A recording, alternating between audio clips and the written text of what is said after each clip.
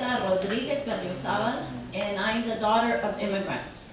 I'm 69 years old. I was raised in a very Catholic home.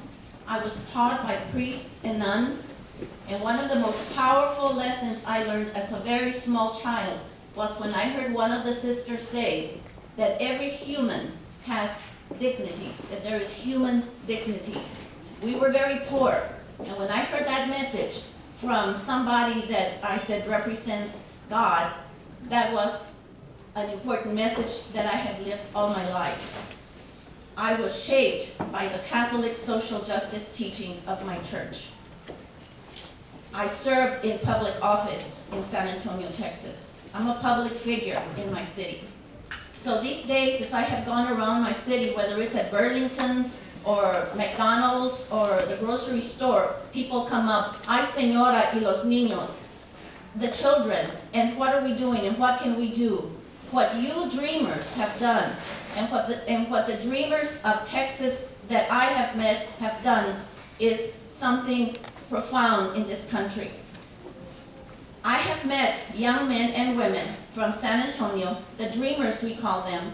Some of them have been working on this for as long as 10 years, and they have not given up. They were told to go away and wait their turn, and they didn't. And each one of you is one of those dreamers.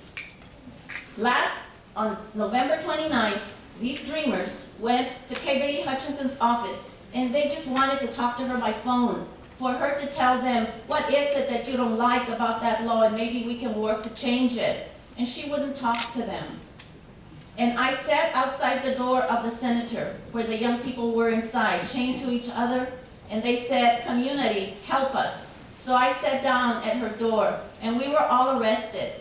They spent the night in jail, a terrible night in jail for their belief. And that is our tradition in this country of civil disobedience. And as Reverend Wallace mentioned, Jim Wallace mentioned, that may come after this, but that's not a threat. That is not a threat. We're just acknowledging the power that we have as people of this country. I come here today on behalf of the dreamers of San Antonio, Texas, who are still in a hunger strike because they believe it so much. And as I talk to them one by one, very respectfully, not telling them what to do, they're over 21, they know what they're doing, and I tell them, why are you doing this? In their hearts, they really, really believe if they do everything in their power, even risk their health and their future, because some of them don't have their papers and they could be deported. That's very courageous. When I see those eyes of a 21, 22, 23-year-old young person, I remember what it is to be 21.